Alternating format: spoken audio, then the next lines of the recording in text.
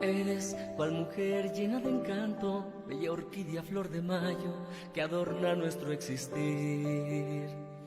Eres la más bella melodía, herencia de nuestra vida que endulza nuestro vivir. Ninguna habla como tú, ninguna canta como tú. El sentir de mi pueblo y mi región, Randui, Manini, Mahai. Eres guaraché que deja huella al compás de las danzas del Ixtle y del Mahui. Tu piel es de manta bien bordada, con ayate combinada, fin urdimbre de santé. Mi densidad de orgullo eres tú, la voz de mi pueblo eres tú mi lengua ñañú, porque mañaki ñañú. Eres de Hidalgo una ciudadana, traspasando las fronteras de este mi hermoso país. Eres la herencia de mis abuelos, de mis padres y hermanos, del estirpe otomí. Sabiduría ancestral, mi valle del Mezquital, Ixmiquilpan es su capital.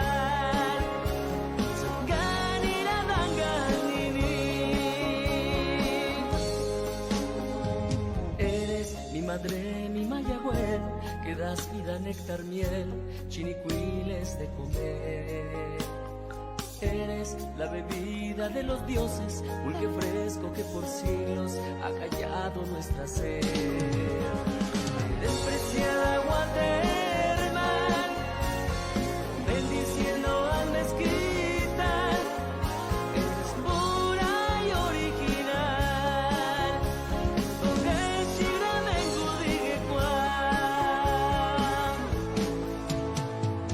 Eres laboriosa artesanía, carrizo, palma y vasija, bella estampa en un telar. Riquezas abundan aquí, esencia de la cultura otomí. Se niega a morir, se niega a morir. Añaño inguinedadu.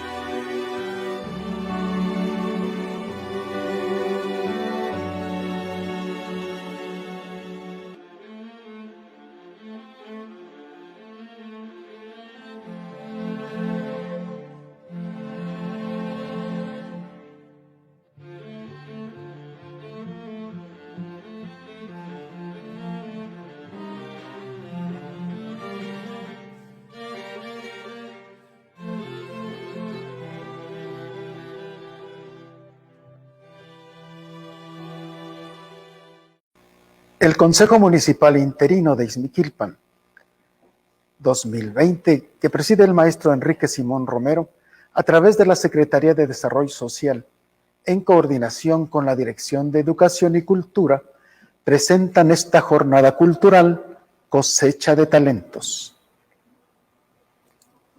Buenas tardes, Ixmiquilpan.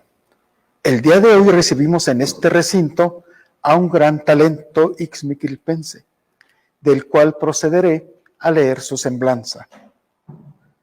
Nuestro invitado de hoy narrador, poeta, ensayista, escritor, traductor, catedrático de la UNAM, de la Universidad Iberoamericana, el Austin College de Texas y actualmente en la Universidad de Brezan, en Hungría.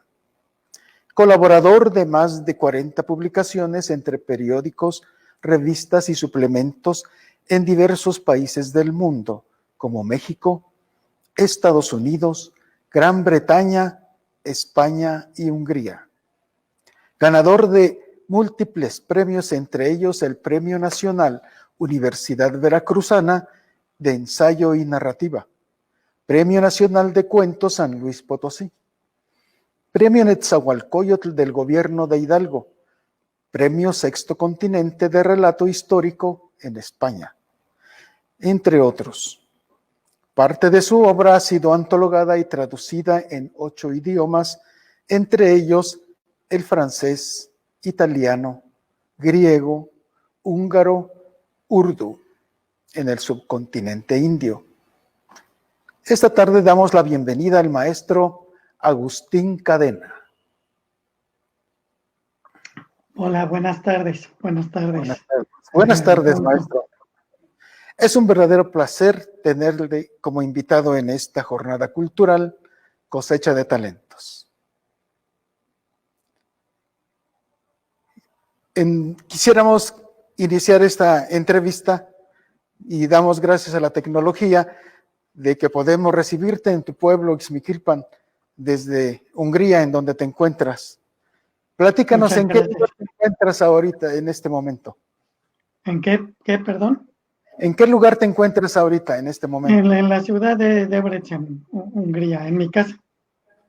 En tu casa. Muy bien. Así es. Gracias por recibirnos ahí. Gracias a ustedes. Y para iniciar esta pequeña entrevista, nos gustaría que nos permitieras conocer un poco de tu vida de pequeño. Cuéntanos, ¿cómo fueron los primeros años de vida en Ixmiquilpan? ¿En qué barrio vivías? Siempre nací y viví siempre en el centro, atrás de la presidencia. Y mis primeros años transcurrieron en un Ixmiquilpan muy tranquilo, pequeño, donde toda la gente se conocía, donde era seguro salir, para los niños salir a jugar a la calle, y pasábamos mucho tiempo en la calle, y no había ningún instrumento con el cual los padres o los adultos pudieran rastrearnos. Entonces nos sentíamos completamente libres de perdernos hasta donde alcanzáramos a llegar. Qué bien. Sí, pues a personas de nuestra edad recordamos con mucha nostalgia ese tipo de vida que se podía llevar en esas épocas. Y platícanos, Agustín, ¿qué oficio practicaban en tu familia, tus padres, tus tíos? Bueno, por línea paterna vengo de una familia de sastres y costureras o mujeres que también hacían ropa, desde mi abuelo. Entonces, tenemos mucha tradición por ese lado en ese oficio. Y mi mamá también se dedicaba a hacer ropa, solo que ella era tejedora. Gracias a esos dos oficios tan conectados de mis padres, creo que me dejaron una gran herencia, que es que me enseñaron a ser creativo, a ser cuidadoso, meticuloso, y hacer lo posible por entregar el trabajo a tiempo. Muy bien. Pues eso que nos cuentas acerca del oficio y de las actividades de tu familia, lo hemos visto plasmado en alguno de tus textos. Por ello ahora quiero permitirme presentar a ti y al auditorio este video, donde un amigo tuyo nos presenta este texto relativo a esto que platicamos en este momento, y nos los presenta desde Celaya, Guanajuato. Adelante, por favor. Buenas tardes, soy Jeremías Ramírez y les voy a leer un cuento de Agustín Cadena, Antiguo Oficio. Sus dedos se detuvieron temblorosos, palpando el dobladillo de satín. Vacilaron un momento y comenzaron a avanzar por debajo. La muchacha dejó escapar una exclamación como si se hubiera picado con una aguja. Y sin embargo, no dijo nada. Lo dejó hacer. Y él sintió en sus dedos la suavidad del lino, entrañable, antiguo, que dio paso al algodón. Allí estaban las holandas y los encajes. Rozó la piel por un momento y siguió explorando. Reconoció las ligas y las tocó apenas, con solo la punta de sus dedos nerviosos. Cuando su tacto alcanzó la seda, la muchacha abrió la boca como para decir algo, pero permaneció callada, expectante. Debajo estaban ya la piel, lozana, cara y el más fino terciopelo. ¿Dónde estará un retacito de Casimir Kechev por aquí?, preguntó el viejo sastre, ya casi ciego. Yo lo ocupé en la tarde, le contestó su hija, sin levantar la vista en lo que estaba cosiendo. No te lo dije antes porque no sabía qué estabas buscando.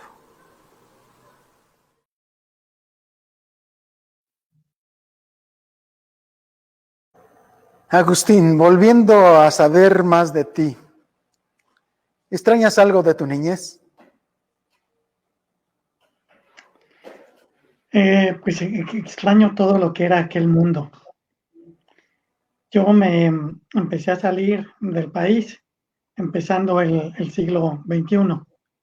Entonces, para mí, el mundo de antes es México y también el siglo XX. Coinciden las dos cosas. Creo que en mi corazón soy un hombre del siglo XX. Todavía no me termina de convencer este nuevo siglo. Y el siglo XX, pues entre más hacia atrás, más lo extraño. Eso es. Y de esas épocas de niñez, ¿cuáles eran tus juegos preferidos? Pues no sé, en esa época jugábamos a todo lo que se podía en la calle. A mí me encantaba jugar en la calle, ir a caminar, ir a pescar. En esa época todavía se cuidaba la biosfera en Ixmiquilpan. No sé, hacer travesuras. Yo era muy travieso. Entonces, cualquier cosa que se pudiera. Había un parquecito por ahí, por donde está ahora el mercado, que tenía resbaladillas y columpios. Allá me encantaba ir a jugar. ¿Qué más? Pues esas cosas, me encantaban los cohetes, no solo en las fiestas de diciembre, en cualquier época, el fuego, siempre me fascinó el fuego. Todo lo que tronara o echara humo o luz, me encantaba. Muy bien. En esas épocas, yo recuerdo que en las familias, en las noches se reunían para contarnos historias, los adultos o los abuelitos nos contaban historias. ¿También era el caso en tu familia? Sí, también era el caso, pero los adultos no tenían tanto tiempo, entonces más bien éramos nosotros los chicos que nos reuníamos y nos contábamos historias unos a otros. Creo que ahí me nació el gusto de contar, porque antes de escribir, pues yo contaba. No diría que era narrador oral, porque eso implica un entrenamiento que ahora se tiene, pero en esa época yo contaba mis cuentos. Eso es. Pues sí, relativo a esto, pues vamos a escuchar un texto tuyo donde habla de las historias a los niños y que nos las va a presentar el escritor Luis Alberto Chávez Fósil de Tabasco. Adelante. Del maestro Agustín Cadena. Felicidades, maestro. El coco. Prieto, cacarizo, con bigotes de sobaco de indio. Así nos imaginábamos al coco cuando éramos niños, allá en la vecindad de la calle República de Nicaragua. De todos, yo era el más nervioso, el más asustadizo. Mi madre regañaba a los otros chamacos. No me han espantado a mi hijo, les decía. El coco no existe. Pero yo le creía más a él. El Coco se parecía atraído por el aborregado olor de la infancia y era perverso, despiadado. Cazaba niños, se los llevaba a su mujer, la cocatriz, para que ella los guisara en salsa de chile verde. Por eso tenía manos grandes y duras. Vestía overol de mezclilla y un gorro de estambre negro y caminaba con tenis para no hacer ruido. A la espalda cargaba su costal. Dentro de él, el cuchillo cebollero con que cortaba en pedazos a sus víctimas, de modo que lo cupieran sin notarse. A veces, para despistar o matar el hambre, mientras agarraba algo, traía las bolsas del pantalón llenas de cacahuates. Gracias a su ubicuidad, el Coco acechaba en todos los rincones oscuros, en la vivienda que se derrumbaba lentamente en la entrada del edificio, y que ya no se podía rentar, en las azoteas, en los roperos.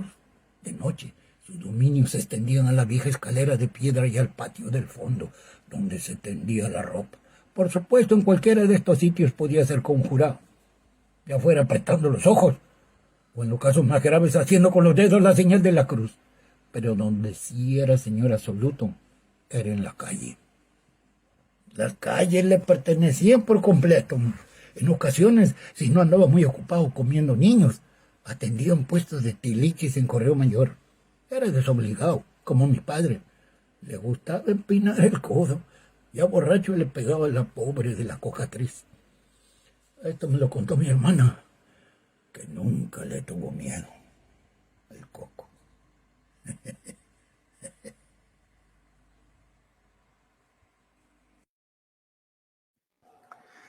Así es. Agustín, volviendo a saber, ¿cómo fue que descubriste tu vocación? ¿A qué edad Bueno, creo que descubriste? perdón, ¿A qué edad la descubriste, tu vocación? pues eh, antes de empezar a ir a la escuela, como te decía, mi vocación ya era contar cuentos. Pues ya me gustaba eso, pero ya ponerlo por escrito me nació porque a mis padres les gustaba leer y admiraban a los escritores. Y mi mamá en especial admiraba a Ernest Hemingway y conocía cosas de su vida y me contaba. Y yo pensaba que todos los escritores tenían esa vida de aventuras, de ir a África, de ir a la guerra en España un día, luego irse a navegar o a cazar.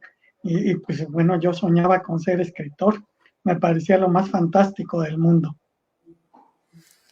¿Y cómo fue ese proceso de aprender más y más en una ciudad como Ixmiquilpan, en que había escasos recursos de todos los aspectos? ¿Cuáles fueron tus primeras lecturas? Mis primeras lecturas era lo que había en casa. Y lo que había en casa, bueno, había pocos libros, pero yo los recuerdo mucho. Había una edición de la Divina Comedia que fue, yo creo que el libro que más ha influido en mi vida y en mi escritura y todavía hasta ahora. Entonces, sí, era una cosa que me impresionaba mucho y eso que mi mamá lo ponía en alto para que yo no lo alcanzara, porque ella pensaba que la obra tenía imágenes demasiado fuertes para un niño. Entonces empecé a leer eso. Luego mis tíos, uno de mis tíos compraba el Alarma, así que a mí el Alarma me encantaba también como perfecto complemento a la Divina Comedia. Y luego, pues las revistas ilustradas que estaban de moda en esa época, el Memín, la familia Burrón, Calimán, y algunas un poco más cultas, que había una que se llamaba Joyas de la Mitología, por ejemplo. Eso sí. Eso y es, Agustín, háblanos del primer premio que recibiste. ¿Lo recuerdas? Yo creo que el primer premio que recibí, si se le puede llamar premio ya viéndolo en retrospectiva, fue que cuando terminé el sexto de primaria, se hizo un concurso de zona, como creo que se acostumbraba a la zona escolar, y entonces nos pusieron a concursar a todos los niños de toda la zona escolar, y el premio fue que nos llevaron a la Ciudad de México a saludar al presidente Luis Echeverría. Yo todavía no era muy consciente políticamente, si no, no hubiera ido, pero fui. Y lo que me redime un poco fue que no me le acerqué, no tanto por un espíritu crítico, sino porque me dio flojera hacer toda la cola que estaban haciendo estos niños para ir a saludarlo. Así que por lo menos ese enorme pecado no cometí. Y así como lo recuerdas, yo creo que te dejó alguna experiencia muy grande ese momento, ¿no? Sí, porque nos pasearon mucho durante una semana y a mí pues eso me encantaba y además hice amigos, fue bonito. ¿Y hasta qué edad estuviste estudiando en Ixmiquilpan? Hasta los 14 años cuando terminé la secundaria. Entonces me Y, fui a Pachuca a estudiar en la normal. Fui normalista y eso me da mucho gusto, aunque no terminé la normal porque no me gustó y además no era buen estudiante. Entonces mejor me cambié y volví a empezar la prepa. eso es Volví a empezar desde la prepa. desde la propia, en Pachuca también. No, como yo sentí que había perdido ya 2 años y no me revalidaban materias, quise avanzar rápido, entonces hice la prepa por el sistema abierto y sí ahorré algo de tiempo. Muy bien, y al paso del tiempo sabemos que te graduaste en letras y hiciste maestría de literatura comparada en la Facultad de Filosofía y Letras de la UNAM. ¿Por qué te inclinaste hacia ese tipo de especialidad? Pues porque como te decía, yo siempre quise ser escritor, nunca pensé que iba a hacer otra cosa. Me gustaban algunas ciencias y me entusiasmaban y hasta llegué a pensar estudiar alguna otra carrera, pero siempre con la idea de que sería algo paralelo a mi ejercicio de escritor. Eso es. Y ya como escritor, ¿qué es lo que practicaste primero? ¿La poesía o la narrativa? Cuando yo aprendí a escribir en la primaria, mi mamá me regaló una libreta que era la más bonita que se podía conseguir en esa época, era una libreta escribe con hojas de 4 colores diferentes, y esa libreta no iba a ser para la escuela, iba a ser para mi trabajo creativo nada más. Así que como yo no sabía qué hacer con los 4 colores, dije, pues el rosa va a ser para poesía, el azul para cuentos, en el verde voy a llevar un diario, y el otro era amarillo, ahí voy a hacer dibujos. Así que pues empecé todo simultáneamente. Eso es, pues, para ilustrar esto que estamos platicando hacia nuestro auditorio, vamos a presentar una obra poética tuya que nos va a presentar el compañero Jaime Adolfo Muñoz desde Aguascalientes. Es un gran amigo y fan tuyo. Hola Agustín, es un gusto y un honor leer tus letras. Felicidades.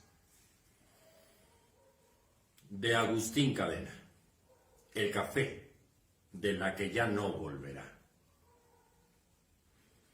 Si viene ella, abuelo, y dice que no pudo antes, dile que ya no importa. De todos modos, ya no iba a salir. Si acaso viniera todavía y te pide perdón por turbar así el sueño de los muertos, dile que está bien.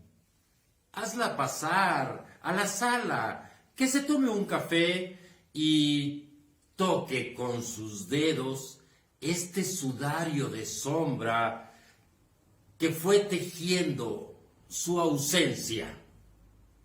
Siéntate con ella, conversa un poco, cuéntale cómo fuimos enterrados hace 30 años. Un mediodía sin lluvia. Tú por viejo, abuelo, porque ya habías tenido suficiente. Y yo, porque no me sirvió para atraerla esta momia de corazón que llevo aún atorada en los ijares. No te costará reconocerla, si es que todavía viene. Está viva, fíjate en eso, abuelo. Tiene calor en el cuerpo, en la voz, en la mano con que saluda. La sangre da color a sus mejillas y sus labios guardan humedades recientes. Si viene y llama a la puerta y tú sales a abrirle, mejor no le cuentes nada de mí. Solo ofrécele un café. Dile que la amo y que la extrañé y que cada mañana sin ella fue el punto cero de un largo y lento morir. Acuérdate de eso, abuelo, por si todavía, aunque no lo creo, viniera ella.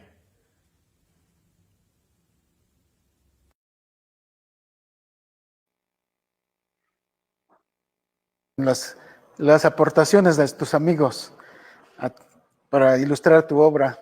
Se los agradecemos mucho.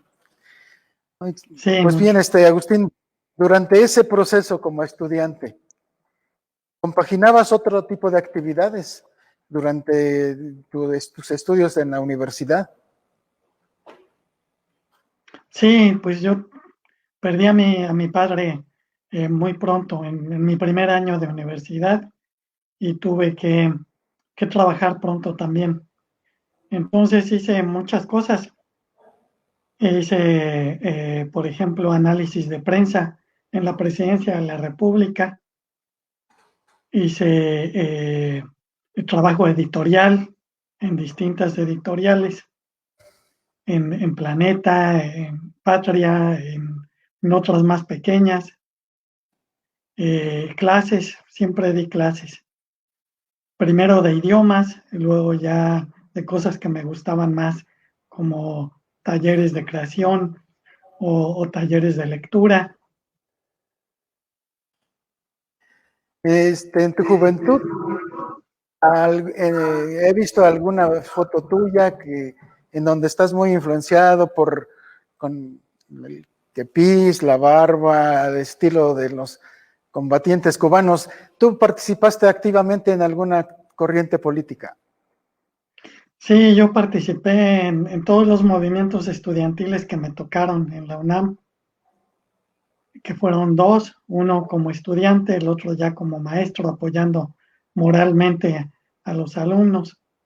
Entonces, sí participé activamente, pero desde antes ya me atraía mucho la lucha política. Eso es. Yo creo que también fue por la formación normalista. En esa época todavía el CREN tenía esa tradición.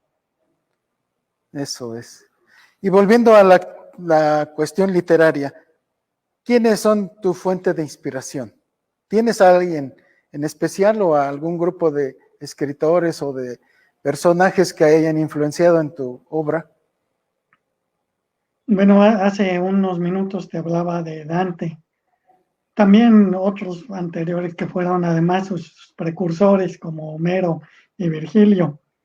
Pero yo me he dedicado desde que empecé la universidad al siglo XIX y creo que mi patria imaginaria, literaria, está ahí en la literatura victoriana europea. Eso es. Y hablando de tu actividad académica, ¿cuántos años tienes ya siendo maestro de catedrático universitario? Sí, pues llevo casi 30 años, en los lugares que ya mencionaron. En México, donde más años estuve, fue en la UNAM, mi alma mater. Y ahora ya llevo acá 18 años, casi. Así es. Sí, pues en la UNAM te reconocen mucho, eres muy reconocido y muy recordado en las actividades que he asistido, hablan mucho de ti. Así es.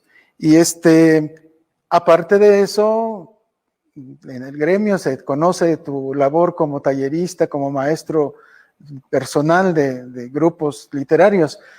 Dime, ¿desde cuándo haces talleres de literatura? Es una historia un poco chistosa porque es desde que yo tenía 17 años, que es una edad pues muy temprana para querer ser maestro. y incluso es una cosa temeraria, pero resulta que yo ya escribía y algunas personas lo sabían, entonces los señores Guzmán, Valdés, que estaban en Pachuca en esa época, me invitaron a dar un taller allí en el convento de San Francisco y yo fui, pero no tuve alumnos porque los que llegaron no creyeron que un jovencito de 17 años pudiera enseñarles nada. Así sucede, suele suceder. Y en tu experiencia de catedrático en diversos países en los que has tenido esta actividad, ¿qué aprendizaje has dejado de la diferente forma en que se llevan a cabo las metodologías de enseñanza? ¿Hay alguna cosa que nos quieras platicar? Bueno, para mí es difícil porque estoy desfasado en el tiempo. Es decir, yo veo que las generaciones de estudiantes cambian mucho de una época a otra, de una década a otra. Entonces, los estudiantes que yo recuerdo de la UNAM son los estudiantes de los años 80 y 90. Y si yo los comparo con mis estudiantes de ahora, pues no sé si estoy comparando de dos países o estoy comparando dos épocas distintas. Yo tengo la impresión de que los estudiantes que tengo ahora aquí en Hungría y los estudiantes que hay ahora en México se parecen mucho, pero también son muy diferentes a los que yo recuerdo. Así es. Y como activo que eres de la educación, cada que vienes a Ixmiquilpan en el verano, cosa que no sucedió el año pasado, pero siempre que vienes a trabajar, a enseñar, no te quedas a descansar, sino trabajas enseñando.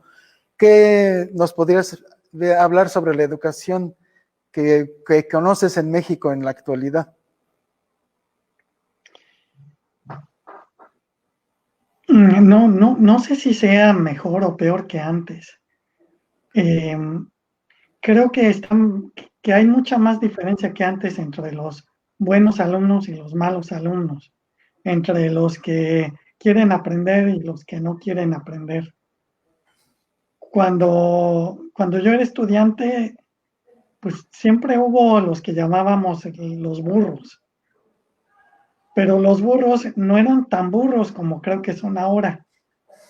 Y los estudiantes brillantes creo que tampoco eran tan brillantes como son ahora. Pues ahora sí hay una cosa que creo que refleja también es este mal que está causando el neoliberalismo en todo el mundo, que es la distancia cada vez mayor entre los que tienen privilegios y los que no los tienen. Eso es así, hablamos de la concepción que tenemos a veces de las personas sobre quiénes son los inteligentes, los nerds, los burros, y también a nivel social, lo que es las actividades extraordinarias o poco normales, como son las acciones que a veces les llamamos locura. Y para eso tienes un texto que te va a presentar una de tus amigas, la antropóloga Aurea Martínez Hernández, en otra de tus obras poéticas. Adelante. Agustín Cadena, la loca perdió su perro. La loca del barrio perdió su perro. Anda por ahí buscándolo. Pregunta a los vecinos, a la policía. Ha puesto anuncios en los comercios. Ofrece una recompensa. Era un animal pequeño, atrofiado, antipático. Y ella lo sacaba a pasear en las noches cuando los vecinos estaban dormidos. Y nadie la molestaba porque el perro se meara en los árboles. No lo querían. Pero la verdad es que la loca está muy triste. Yo no quisiera que ella lo encontrara. Como que se siente uno culpable aunque no haya hecho nada. Aunque solo deseara.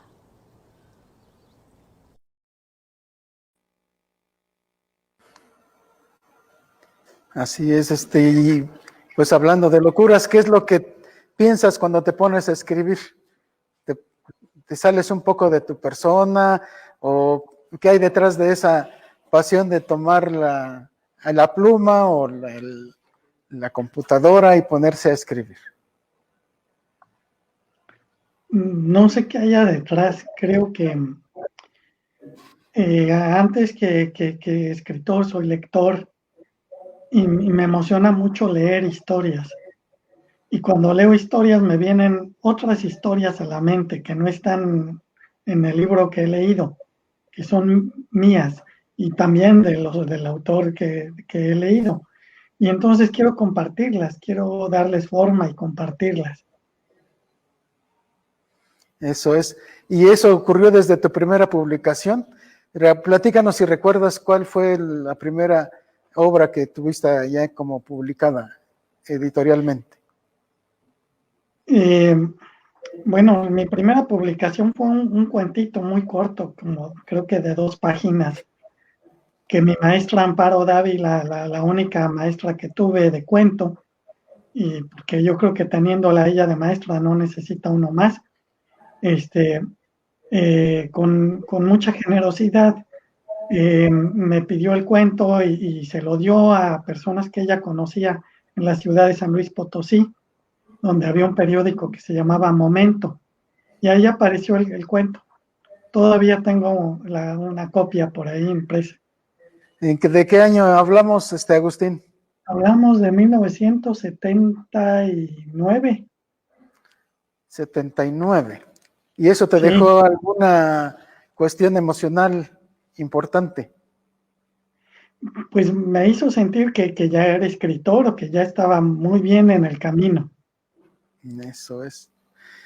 Pues esa forma de escribir que no todos admiramos, nos lo va a presentar también uno de nuestros participantes en el programa de radio Gente de Pocas Palabras, que se quiere llamar o se llama ahí el lector anónimo, y pues siguiendo ese anonimato pues vamos a escucharlo solamente.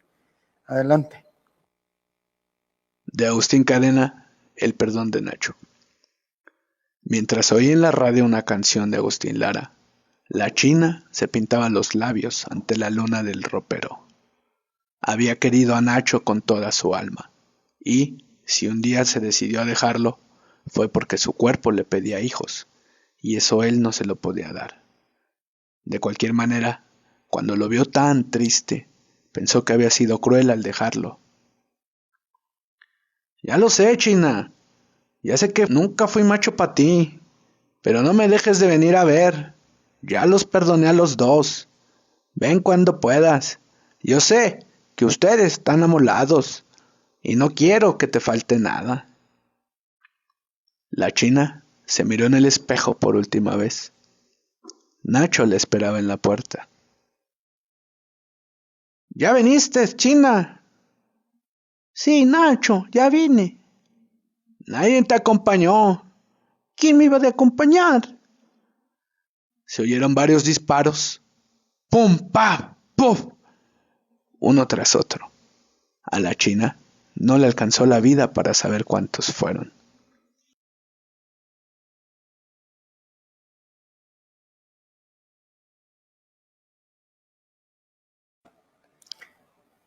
Eso. Y hablando de tu persona, Agustín, ¿nos podrías decir alguno consideras tus defectos y tus virtudes?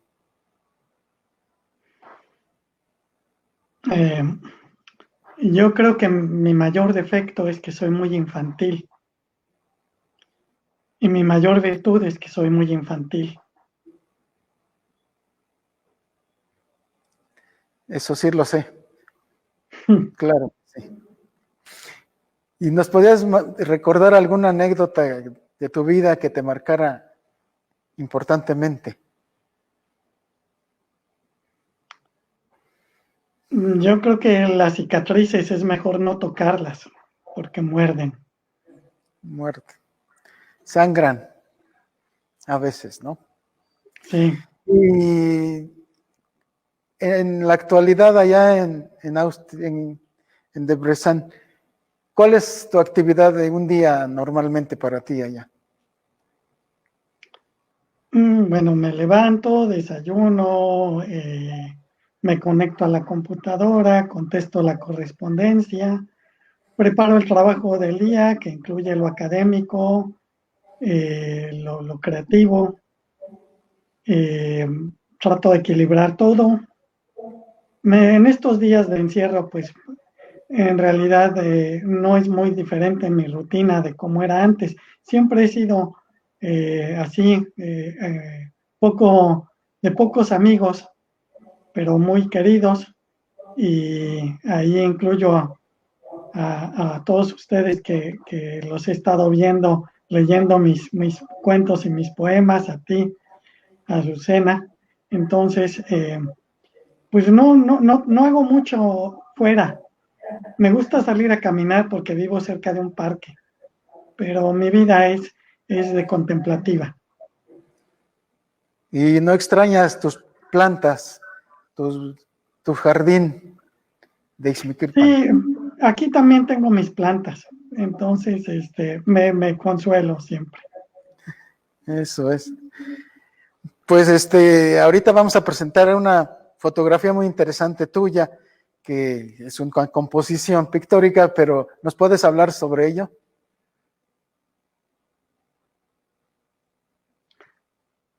Sí, bueno, es una foto que fue tomada durante una caminata por la Ciudad de México. La tomó pues el gran artista visual Phil Norman, que es un gran ilustrador norteamericano. Entonces tomó la foto y enseguida de que la tomó, se le ocurrió que la foto podía prestarse para un tratamiento magritiano de la imagen y se puso a trabajar en eso, por allá en su casa, ya cuando regresó a Estados Unidos. Y después me la mandó y a mí me gustó mucho porque soy un gran admirador de René Magritte. Eso es. Y ¿cuál es el trabajo más gratificante que has hecho hasta ahora, en todos los aspectos?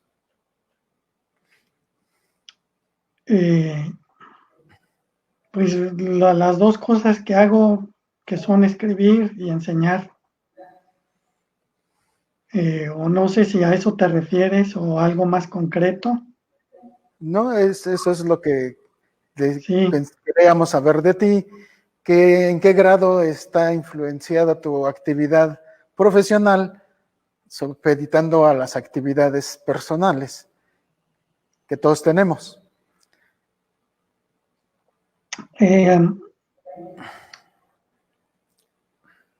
Yo no fui un buen hijo porque no me gustaba ayudar en la casa. Y sigo siendo así. Si por mí fuera, mi casa se estaría cayendo.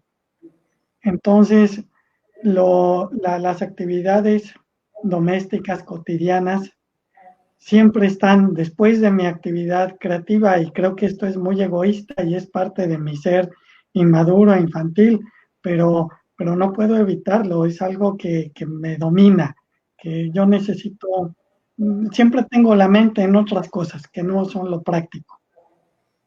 Así es. Entre tus obras que nosotros conocemos y que admiramos, en nuestro programa radial de Gente de Pocas Palabras, convertimos una de tus micronovelas en radionovela. En ese libro que tú has escrito, que es la micronovela Trampas, advertimos tu mirada atenta, aguda, sobre un mundo donde hay seres lúgubres, apocados, taimados, seres mínimos de las cloacas, de los rincones, de los basureros, y los humanizas descarnadamente, y con gran dosis de humor nos presentas esta micronovela. A quien al auditorio le vamos a dar un fragmento para que se interesen para leer, que la lean o la escuchen. Vamos a ver. Gente de pocas palabras presenta Trampas, una serie radiofónica de la micronovela Trampas de Agustín Cadena. Microcapítulo 1.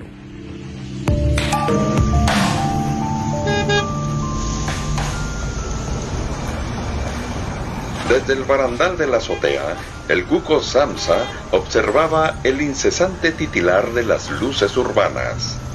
Era una noche fría y abajo, a lo lejos, el tráfico fluía, concentrándose en las avenidas y dejando casi a oscuras las angostas calles laterales. Barrio peligroso, de ladrones, de casas sin ventana, de tejadones y talleres protegidos con rejas.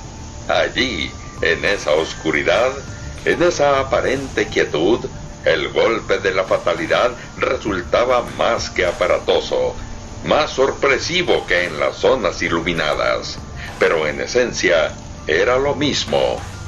Pensó el cuco, frotando sus antenas una contra la otra. Conocía el lado triste de la vida desde niño. Creció en las coladeras y los tubos de desagüe, en las alcantarillas, entre la basura. En la tarde había ido a verlo la señora del grillo Crequel.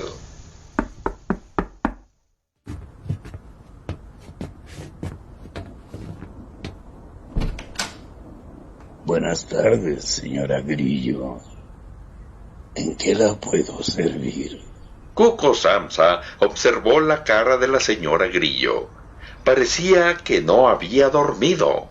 Tenía ojeras y esa expresión de sufrimiento que era común en las esposas de los músicos. Mi marido desapareció. Le digo de una vez que ya no investigo adulterios. Cuco Samsa la midió con la mirada. No me gustan los líos domésticos. No es eso, inspector. Y no soy inspector. Ni siquiera trabajo para la policía. Soy investigador privado. La señora parecía a punto de soltarse a llorar. Empezó a estrujarse las manos. No me trate así, por favor. Perdón. Cálmese. Pase.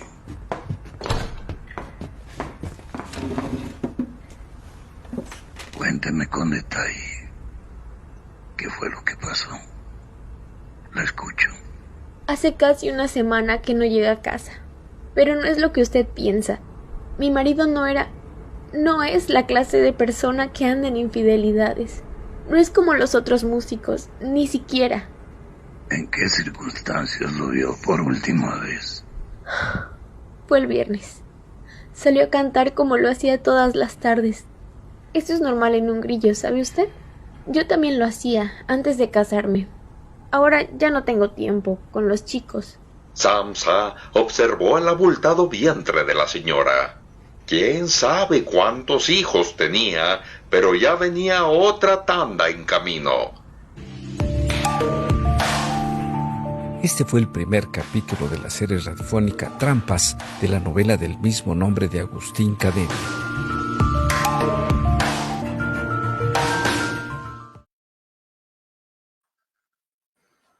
Así es.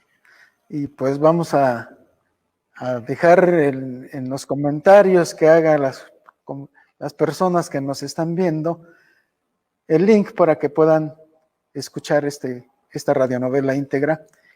También para que sepan dónde pueden adquirir el libro, que es una edición del Estado de Hidalgo. Platícanos de Elementum, donde tienes mucha actividad en Hidalgo.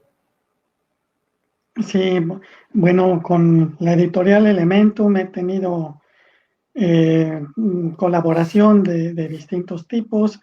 He hecho 2 antologías publicadas ahí, este libro de trampas y además talleres y conferencias. Entonces sí, es una editorial a la que le tengo mucho cariño.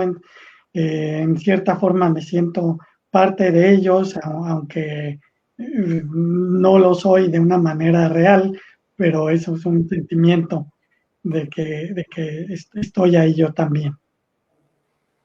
Eso es. Y volviendo a la vida de escritor, ¿qué es lo que se necesita para ser escritor? ¿Crees que la persona nace con el talento o crees que se puede ir trabajando y adquirirlo a través de la práctica?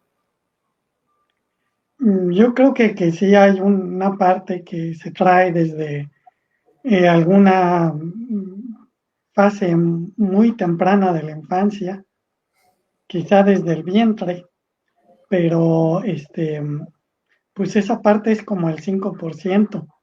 El otro 95% es la persistencia, el trabajo, el cuidado, cuestiones de carácter como querer aprender, querer escuchar a otros, tener autocrítica,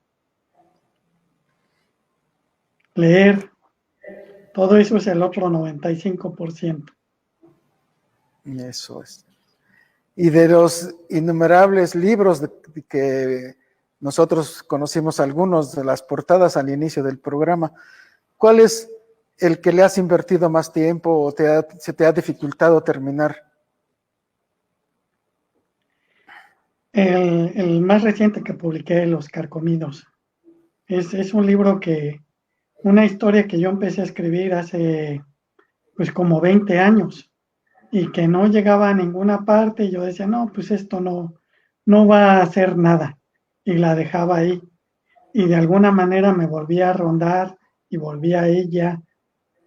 Incluso yo no soy alguien que trabaje mucho en equipo o que tenga lectores antes de publicar, pero esta novela sí tuvo lectores, sí tuve yo necesidad de pedir una opinión y bueno, hasta que finalmente salió. Eso es, hablando de seres que se salen de la normalidad, pues vamos a escuchar otro texto tuyo de una sirena que no cantaba y que te la va a presentar una amiga tuya, pediatra y escritora desde Tenerife, España. Adelante. Soy Paola Tena y desde las Islas Canarias quiero enviarle a Agustín Cadena un saludo con todo mi cariño y admiración y leer su microrrelato La sirena que no cantaba. Alaya era una sirena tan rara que su madre y sus hermanas preferían no llevarla cuando salían de paseo. No cantaba. De pronto se sabía que un barco andaba cerca y todas las sirenas subían a la superficie y se apostaban en algún peñasco o se dejaban mecer por las olas mientras el sol destellaba en su cola verde azul. Así acechaban a los marineros para volverlos locos con la terrible maravilla de su canto. Solo Alaya no cantaba, pero no solo eso, ni siquiera parecían interesarle los marineros. Su madre habló con ella, trató de explicarle cuál era la tarea de su especie en este mundo. Le describió la belleza de los ojos de los hombres cuando miran por última vez, antes de hundirse, la boca de coral que los llevó a la muerte. Fue en vano. Alaya no deseaba cantar ni encantar a los marineros. Un día, dicen, apareció por esos lugares un pirata sordo. Ninguna sirena pudo hacerle nada, excepto Alaya. En verdad, una vez que las otras agotaron sus más exquisitas baladas, Alaya nadó hasta cerca de la nave y desde ahí se le quedó viendo al hombre. Él sintió que nunca había visto unos ojos tan tristes. Se quedó prendado de ellos y quiso seguirlos, así fuera al fondo mismo del océano. Y se perdió por los ojos de Alaya, y a ella nadie volvió a decirle nada. Desde entonces, las sirenas tienen la costumbre de peinar sus cabellos con peines de tortuga y ponerse un delineador de tintura de erizos que les hace ver los ojos tristes.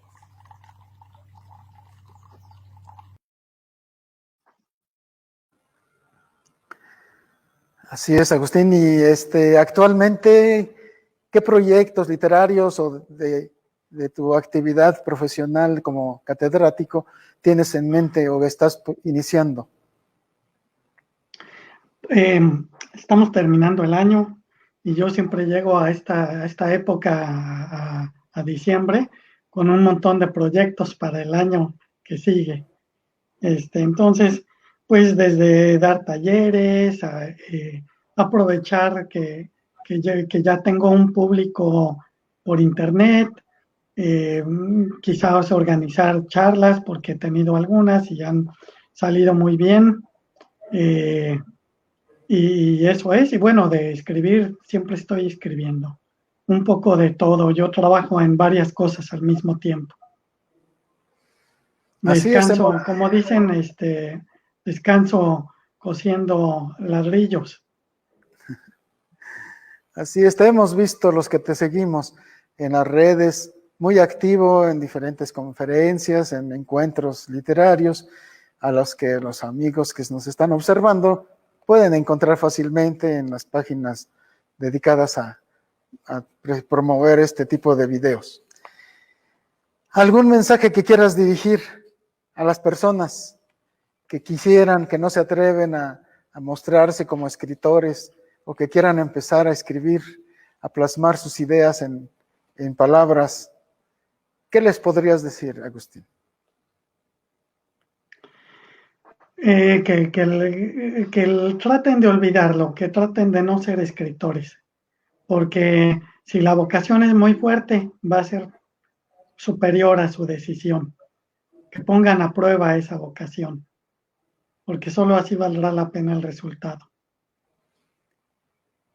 Y esperemos que estés con nosotros en el próximo verano, que seguramente ya habrá pasado lo más fuerte de esta contingencia de salud y te podamos tener acá nuevamente. Desde antes de que llegas ya sabemos que podemos conocer el itinerario y la agenda que siempre nos marcas para poderte tener como maestro o asistir a alguna de las presentaciones de tus libros.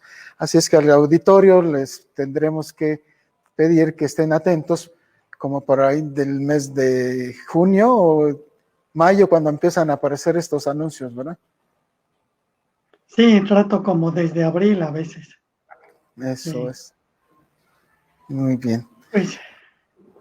Pues maestro, adelante. Expresarles que estoy muy satisfecho, muy agradecido, muy halagado por el enorme esmero que pusieron en esta producción, seleccionando cosas, editando, involucrando a personas que aprecio. Entonces estoy muy agradecido contigo, con Azucena García, con todos los queridos colegas, escritores, amigos que se tomaron la molestia de leer o hasta de decir de memoria páginas mías. Así es, pues Agustín Cadena Rubio. Te agradecemos infinitamente el tiempo que nos has brindado y que nos hayas hecho el honor de compartir fragmentos de tu vida, de tu obra, mediante esta entrevista. Buenas tardes y buenas noches por allá. Buenas tardes. Adiós. Despido el Consejo Municipal Interino de Ixmiquilpan, Hidalgo, que preside el maestro Enrique Simón Romero, a través de la Secretaría de Desarrollo Social, en coordinación con la Dirección de Educación y Cultura, agradecen su compañía durante la transmisión de esta jornada cultural, Cosecha de Talentos.